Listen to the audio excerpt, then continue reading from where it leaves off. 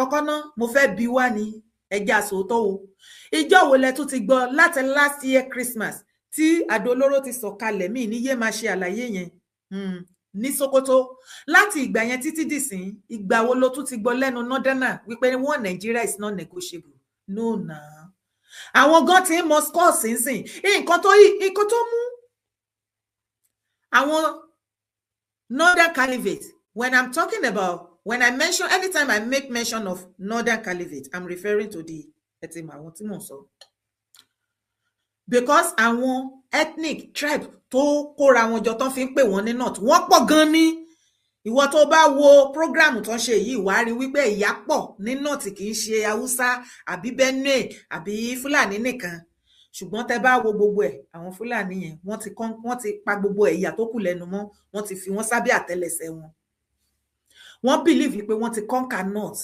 now ó kù south wọ́n wá wò wípé àti wá bí wọ́n ṣe conquer àwọn bẹ́ẹ̀ yẹn kò lè rọrùn torí especially àwa Yorùbá ó kàn lè fọwọ́ sí wa lọ́pọ̀lọpọ̀ máa rò bẹ́ẹ̀ yẹn so wọ́n wá wò wípé ọ̀nà owó náà lè gbégbà ó ní wọ́n ṣe gbégbà tí bí ẹ̀sìn tó bá rí mi tí mo bá ń sọ̀rọ̀ nípa ẹ̀sìn mùsùlùmí tó bá jẹ́ mùsùlùmí má rí mi bí aláìdá I have to do just what I have to do mi ò condemn ẹ̀sìn Islam àwọn àlàyé tó wà ńbẹ̀ tí ò yí ọ̀pọ̀lọpọ̀ òun la fi ń yé yín torí pé òun ṣe ẹ̀sìn téèyàn bá ti ń ṣe láyé tó bá ti ń sọ ẹ́ di ẹrú tó mú ẹ kúrò nípò ọmọ tó ń sọ ẹ́ di ẹrú ó ti kúrò lẹ́sìn modern slavery ni tá bá wá wo ẹ̀sìn mùsùlùmí ti pín sí méjì báyìí àṣírí ti tú ẹ̀sìn mùsùlùmí ti Saudi tí gbogbo wa mọ̀ pé Saudi ló lẹ̀sìn mùsùlùmí ọ̀tọ̀ ẹ̀sìn mùsùlùmí tó ń practice ní north ọ̀tọ̀ má ṣì mí gbọ́ láì tí ẹ̀bẹ̀lẹ̀ jẹ́ kó gbọ́ràn o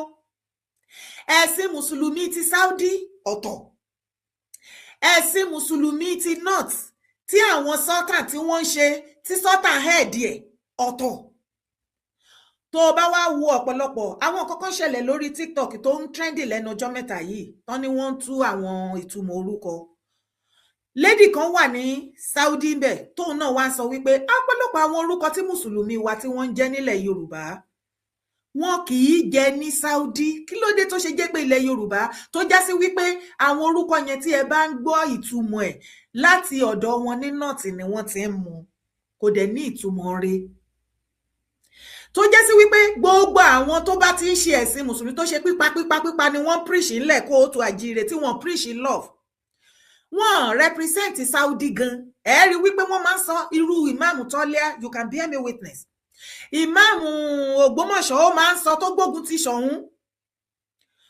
tí àwọn Olúwo àti mufti ṣe Gumi mufti tí wọ́n support ẹ̀ ẹ̀rí tó máa ń pèdè yẹn wípé anything tí sultan bá ti sọ sultan of Sokoto tó sọ nípa ẹ̀sìn mùsùlùmí anybody ò gbúdọ̀ fọwọ́ yí padà bó ṣe gbúdọ̀ jẹ́ nìyẹn tí sultan bá dìde lẹ́ni tó bá sọ wípé lónìí o gẹ́gẹ́ bí adarí mùsùlùmí gbogbo ẹ ò gbúdọ̀ jáde kẹtìlẹ̀kùn mọ́lé àbí kẹ́kọ́ sí kàngaṣẹ́ máa kó síbẹ̀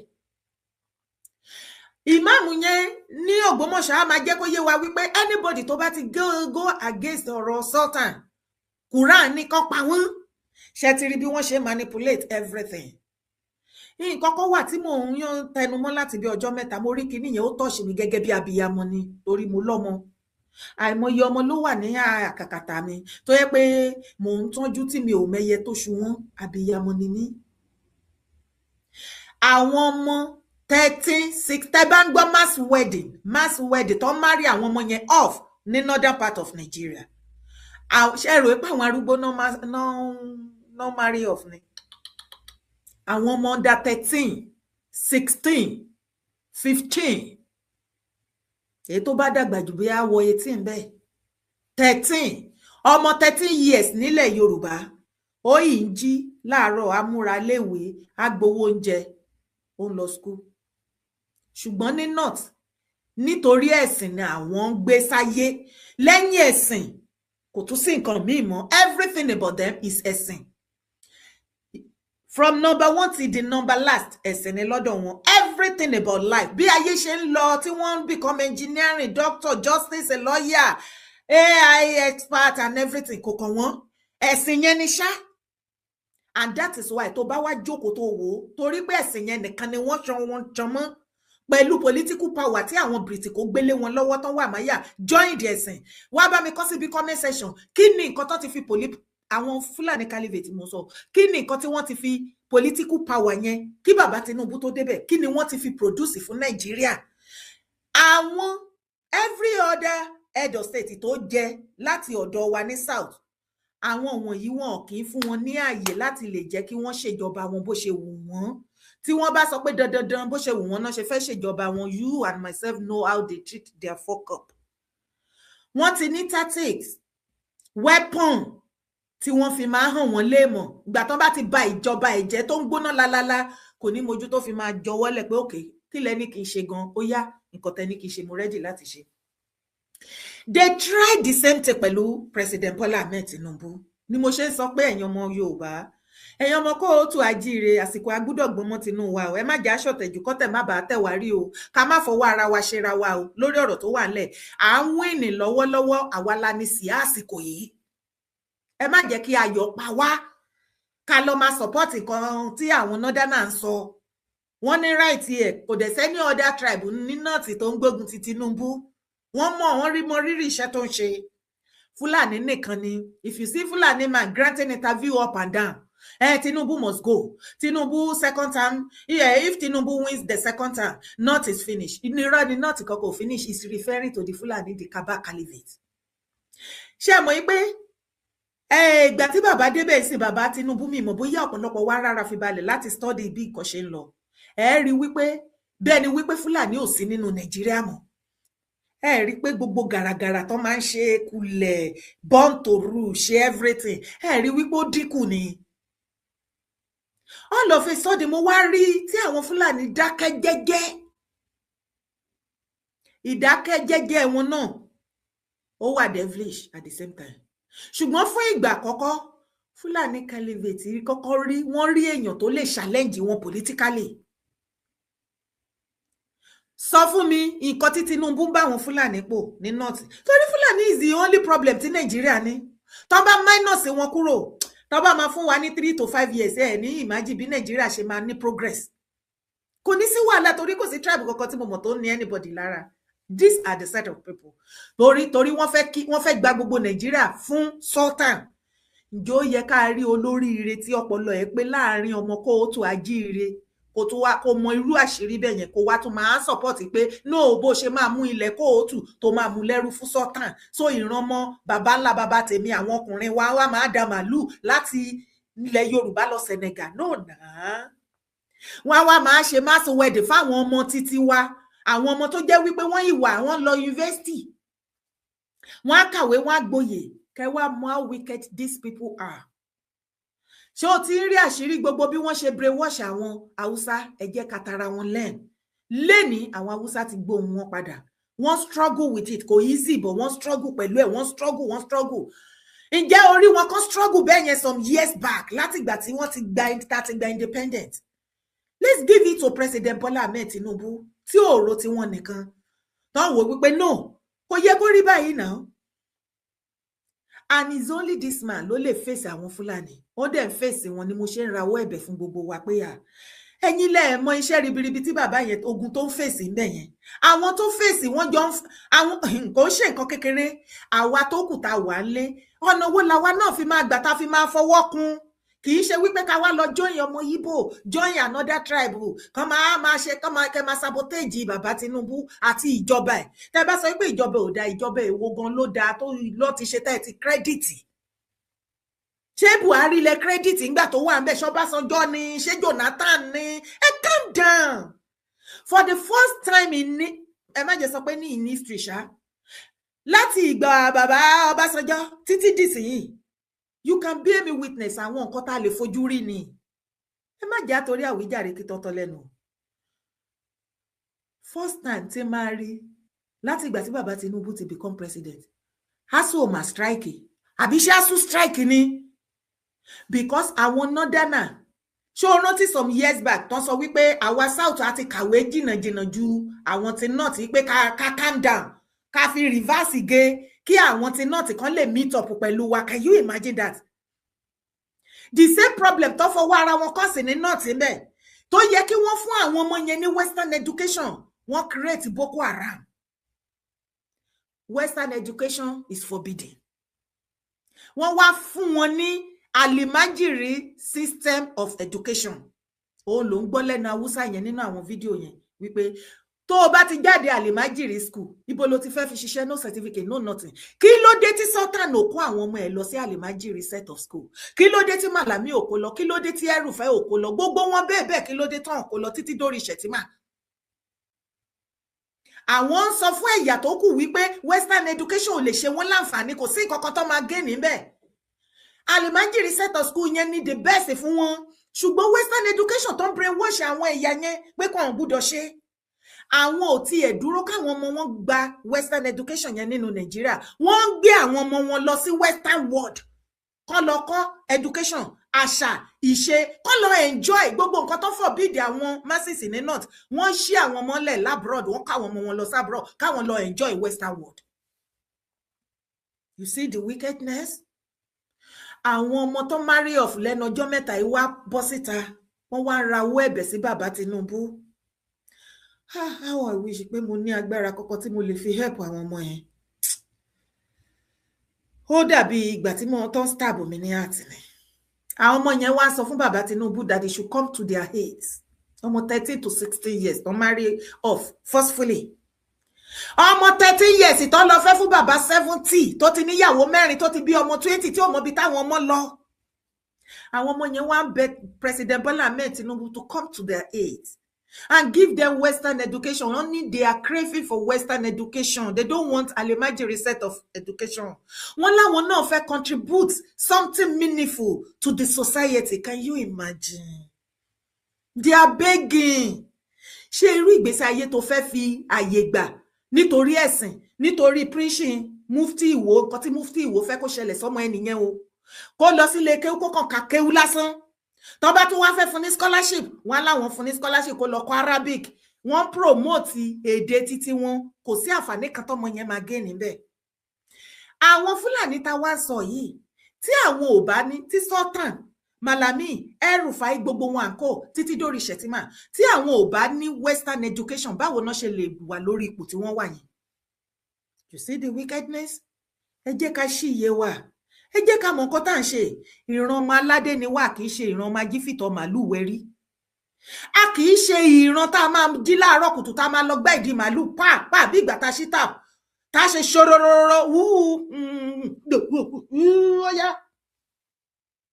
À ń jí láàárọ̀ àrùn pákó à ń fọnu àkí bàbá àdọ̀bálẹ̀ lọ́kùnrin àkúnlẹ̀ àwọn òbí wa gbọ́wọ́lé wa lórí wọ́n súre fún wa. Ìran tí mo ti wá nìyẹn. And we are going to do anything. We shall fight our finger to the bone. Wípé gbogbo ẹ̀yin mọ̀nàfíkì ọmọ àlè Mali tẹ́ ń gbógun ti ìran Yorùbá tẹ́ fẹ́ sọ dèrò ẹ̀yìn. Onílẹ̀ ti Tawájí o. Greatest court Ajire race. Great o. Greatest Yoruba race. Great o. Forward ever, backward never. Ìwọ tó bá wá mọ̀ wípé yes, original ọmọ kọ́kọ́ ó tó Ajire ni ẹ́. Iṣẹ́ ti yá o. Ó mọ iye ọdún tí mo ti ń pariwo pé iṣẹ́ ló wà ńlẹ̀. Iṣẹ́ ló wà ńlẹ̀. Ṣé ìwọ náà ti wá rí pé iṣẹ́ ló wà ńlẹ̀? A ti ń ṣe o. Má sùn sẹ́yìn. Má rojọ́. Ó ti sú ẹ, ó ti rẹ̀, ó ti ṣe, ó ti mọ̀. Títí ta fi máa achieve gbogbo nǹkan wa. Ta fẹ́ achieve. Ta fi máa fọ ilẹ̀ Yorùbá mọ́. Tó máa dán gbìnrín. Tí ògo ẹwà adúláwọ̀ tí Ọlọ́run sọ wípé ìran baba ńlá baba tèmi kó o tú Ajíire Yorùbá àwa la máa fi hàn fáyé rí tó fi máa bẹ̀rẹ̀. A ò ní sinmi, a ò ní rẹ̀wẹ̀sì. Ó ti bẹ̀rẹ̀ nìyẹn o. Ibi tí o bá mọ̀ pé fìtì, ibẹ̀ ni kó lọ gbámú. Àwa ò ṣọ̀tẹ̀ o, a ò lólódì kankan. By their fruit ye shall know them. Nípa ìwà àti ṣe wọn la fi máa mọ̀ wọ́n. Gbogbo àwọn ọmọ àlè tó ti gbàbọ̀dè sí àárín wa nípa ọ̀rọ̀ ẹnu wọn, preaching wọn at everything. Yálà nínú ẹ̀sìn Mùsùlùmí, Kristẹni àti ṣẹ̀ṣẹ̀, òun la fi máa mọ̀ wípé alábọ̀dé lélẹ̀. Mo dẹ̀ ti sọ fún yín kéku ilé kó gbọ́ kó lọ sọ fún toko. Ẹ jẹ́ kí àdán yín kó lọ gbọ́ kó lọ rò fún ọbẹ̀. Ẹ rí bí sásí o, lẹ̀kú ti mú yín lọ́wọ́ torí ohun tó wà nílẹ̀ lọ́wọ́lọ́wọ́ is more spiritual. Kì í ṣe physical nìkan. Dear us, kílẹ̀ lanu kó gbé ẹ̀mí tìpìlẹ̀tìpìlẹ̀. Gbogbo àwọn tí òní ilẹ̀ bá gbé dìde láti ṣiṣẹ́ fún ilẹ̀ baba wa. Gbógun tí wọ́n kí ọ̀run àtayé kó parapọ̀ kan gbógun ti ayé ẹ̀. Yes, ohun tí mo mọ̀ ni mò ń sọ. àsìkò ti tó, iṣẹ́ ti yá. Ìwà ìbàjẹ́ tó ti dẹ̀wù tá a gbé wọ̀ tí àwọn ọkùnrin wá fi dágbádá tó fi wó yọ̀ fìlà, àsìkò ti tó tá máa bọ̀ forcefully lọ́rùn yín, a máa ṣáná sí gbogbo ìwà ìbàjẹ́ tí àwọn obìnrin tá ti rómòrò tá fi wégèlè. Àsìkò ti tó tá máa fàyà pẹrẹgẹdẹ bí owó aṣọ tó gbó, tá máa dáná sun. Gbogbo àwọn ète méte àbòsí tí ọ̀pọ̀lọpọ̀ ọmọ Yorùbá wá dìtẹ̀ èèyàn láàyò nísìn. Àwọn ọmọ àlè àárín wa ti kó ẹ̀yin òríjìnà ọmọ ọkọ láyà jẹ. Àwa ọmọ ọkọ wá dìde onílẹ̀ ta wá dìde wípé ká máa sọ fún ẹ̀yin òríjìnà ọmọ ọkọ wípé ká dìde lórí ẹsẹ̀ rẹ̀. Why are you afraid of them? Kí ló dé tó ń bẹ̀rù àwọn ọmọ àlè? Àwọn onílẹ̀ ní kó dìde tó bá mọ̀ wípé òríjìnà ọmọ ọkọ kó o tún ajíire ni ọ́. Ó ní kó dìde kó wí kó sọ kó ṣe ohun tó yẹ kó ṣe. Má bẹ̀rù ẹnikẹ́ni nínú wọn. Ṣùgbọ́n dúró lórí òtítọ́ o. Fi òtítọ́ ṣe o. Tó o bá lọ ń gbowó lọ́wọ́ àwọn èèyàn tó rò pé bí yóò fi ń gbèjà ilẹ̀ Yorùbá, ẹni tètò bá ṣe fún àìṣe kọ́kọ́ fún ẹ̀wà jẹ gbà nǹkan ṣe ẹ́. Tó bá mọ̀ wípé ọ̀rọ̀ tó wà lẹ̀ ó yí ẹ ẹ̀mí ẹ̀ gbé, tó lè ṣòtítọ́, tó lè mú àmúmọ́ra àti àfaradà torí ojú ẹ̀ á rí báyìí. Tó o bá ti wá rí wípé àtijẹ àtimú ẹ̀ ó nira, ó ní lè ṣe, bóyá kó sún sẹ́yìn. Ọ̀rọ̀ ilẹ̀ kóòtù àjíire ò ń ṣe nǹkan tó máa fi gbowó lọ́wọ́ èèyàn. And that is why tí ò ní lẹ pọ́ọ̀sì ọ̀rọ̀ Yorùbá nation torí pé ti sọ di yàmàyàmà. Ibẹ̀ yẹn kọ́ là ń lọ lẹ́yìn. Mo tún kí gbogbo wa ẹ̀ka alẹ́ káàbọ̀ lẹ́ẹ̀kan sí. Màá wá tún fídíò yìí play fún yín kẹ́ wá gbọ́ dáadáa lẹ́yìn. Ní ìwọ̀nba tí mo play fún yín lọ́jọ́ yẹn, ọ̀pọ̀lọpọ̀ ní kò clear òun lélẹ̀. God bless you as you watch. Ẹ má gbàgbé láti bá mi like, ẹ bá mi love, ẹ bá mi share síta. Don't forget your comment. Along regional structure, the imperative of a Yoruba region. The Yorubas are the people who largely inhabit most of the western part of Nigeria. They, like the Hausa Fulani, are said to have come from the Sudan, led by Oduduwa, their progenitor. This offspring of Oduduwa from Ile-Ife spread all over Yoruba land, including the ancient kingdom of Benin in the present Edo State.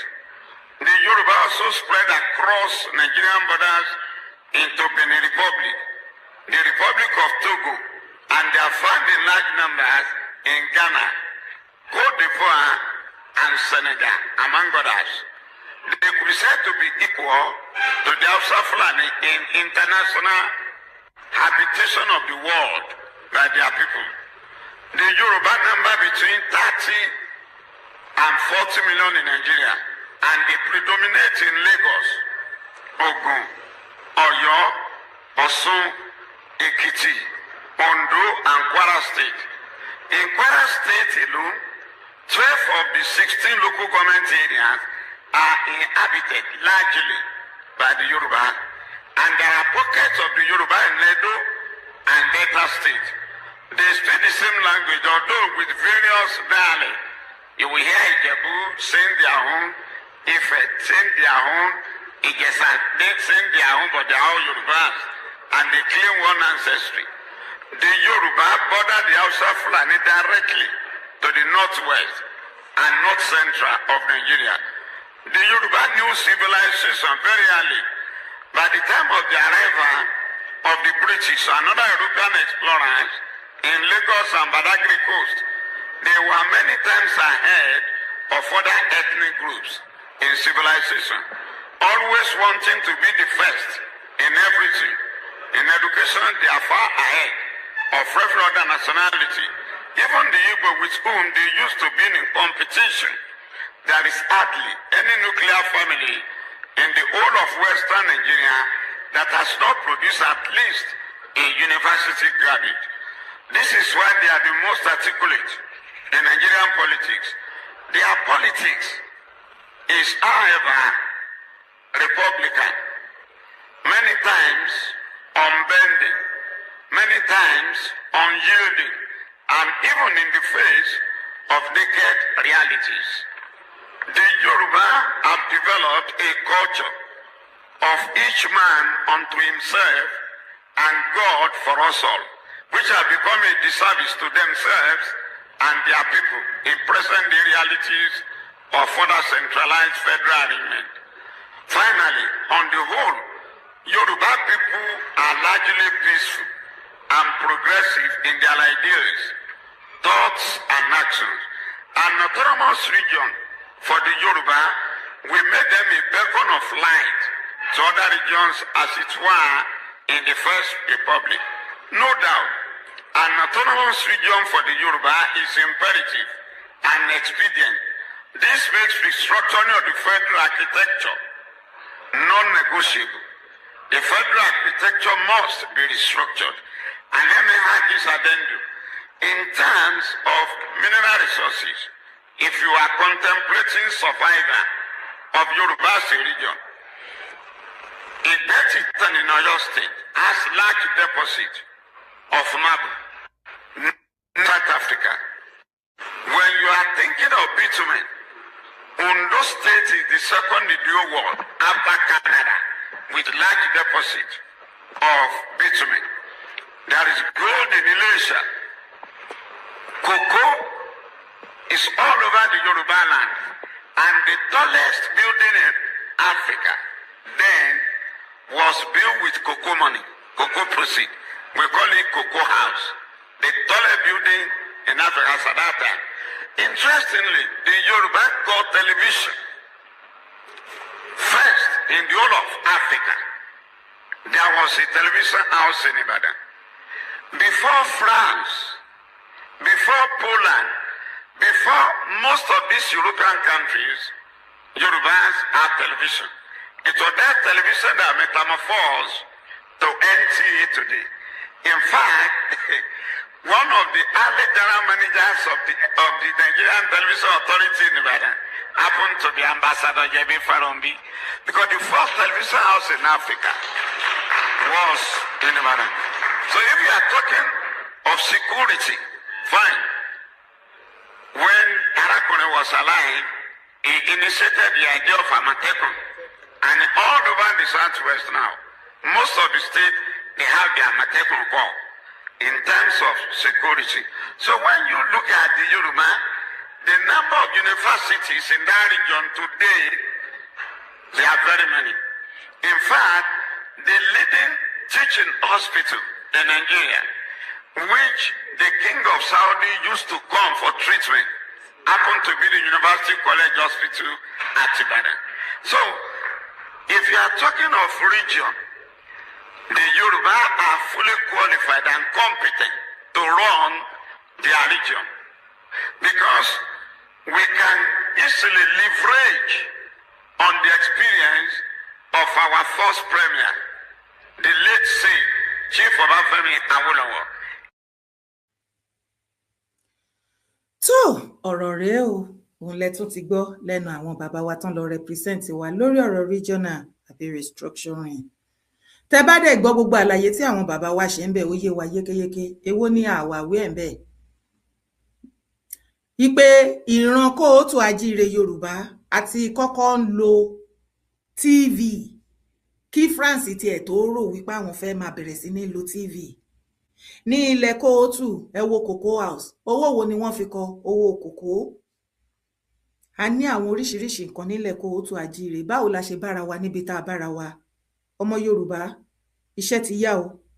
Ẹ jẹ́ ká gbé ọ̀tẹ̀ tẹ̀mbẹ̀lẹ̀kun, ẹ jẹ́ á gbé tìsẹ́gbẹ̀ẹ́, kò síbi tó máa gbé wa dé. Ọ̀tẹ̀ máa ń tẹni rì ni tí a bá jáwọ́ láàrin ọ̀tẹ̀. Ọ̀tẹ̀ máa ń sọ ní dèrò ẹ̀yìn. A ní dèrò ẹ̀yìn, ẹni iwájú ni wá o. We lead in Nigeria and every other person, every other tribe follow. Lásìkò tá a wà yìí, ọ̀tá ló yí wa ká. Kí Kristẹni kóòtù ajíire Yorùbá kó má tí ì wá sí mi. Kí ìran ọmọ kóòtù ajíire Yorùbá kó má tí ì wá sí mi. Kí Mùsùlùmí ọmọ kóòtù ajíire Yorùbá kó má tí ì wá sí mi. Kí oníṣẹ̀ṣe ọmọ kóòtù ajíire Yorùbá kó má tí ì wá sí mi. Kí ìwọ tó ti ẹ̀ṣẹ̀sìn kankan kó má tí ì wá sí mi nítorí pé láàrin ọ̀tá ló wà. Lásìkò yìí, it is fight to finish. Àjà, akọ̀fẹ́ gbogbo nǹkan tó ti bàjẹ́, afẹ́túnṣe ni. Kí lára àwọn ìdí kí tó mú next video wá fún yín? Kí láwọn ará ìdí tí àwọn ará bí ṣe sọ wípé sẹ́ Tinubu ò gbọdọ̀ ṣe second term? Kì í ṣe pé mo wá campaign fún bàbá Tinubu, mi ní kó dìbò fún mi, ní kó má dìbò fún. Ṣùgbọ́n mo ní láti ṣe àwọn àlàyé tó bá yẹ kí n ṣe kí gbogbo wa jọ mọ nǹkan tó ń lọ.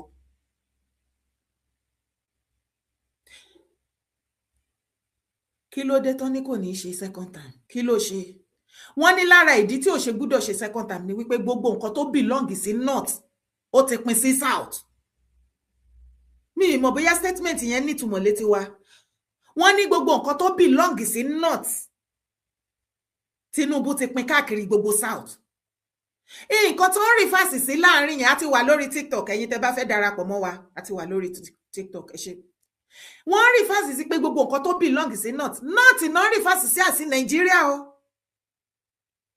nǹkan tó belong sí Nàìjíríà tó kó gbogbo ẹ̀ lọ àtẹ̀yí tó wà nílẹ̀ kó tó ajíire ilẹ̀ Yorùbá tẹ́lẹ̀ tó kó gbogbo ẹ̀ lọ tó kó lọ sí north àwọn wá ń claim ẹ̀ ń sìn nígbà tí bàbá débẹ̀ bàbá wá pínre ó láre ó pín taṣaran faṣaran ó pín eléfele ó pín tẹléfele kò yẹ kí gbogbo kíní wà ní north nìkan nígbà tí ó ṣe pé north nìkan ló wà nù Nàìjíríà àwọn region tó kù ńkọ́ wọ́n wá pín gbogbo ẹ̀ wọ́n pínre wọ́n láre bí ọmọ Ọlálọmí ọmọ Abíṣújú kọ ikọ̀ ògùdọ̀jú kọ́lọ́ wọ́n wá nítorí pé bàbá Tinubu ń pínre ó láre kò fi gbogbo nǹkan especially nǹkan ogun ó wà lára nǹkan tó ń bí wọn nú kíní yẹn agbára gbogbo nǹkan tó pé tó bá sọ wípé ogun dé nínú Nàìjíríà lénìí gbogbo nǹkan tó máa fi protect wa gbogbo nǹkan ogun tó fi jagun north ló wà kò sí kankan lọ́dọ̀ wa south kí bàbá Tinubu tó débẹ̀ ó wà lára nǹkan tó ń encourage wọn tó ṣe ń ṣe gàràgàrà mọ́ everybody every region every other ethnic or tribe ní Nàìjíríà wípé they are the one láìsí àwọn kò sí nǹkan kan in fact wọ́n ti ẹ̀ ń ṣe níṣe wípé gan-an bí ìgbà tí wọ́n jẹ́ pé wọ́n fi wálẹ̀ wípé ṣé bọ́mọ El-Rufai ti sọ́rí ó ti sọ́sọ̀ online ó ní gbogbo wa àwa Christian à ń ṣe bẹ́ẹ̀ ni pé kíní ipe tí wọ́n bá rédì fún wa pé wọ́n fẹ́ pa gbogbo Christian run ní Nàìjíríà lénìí ó náà máa ṣe successfully tí ó sí nǹkan kan kò sí nǹkan tá a máa ṣe sí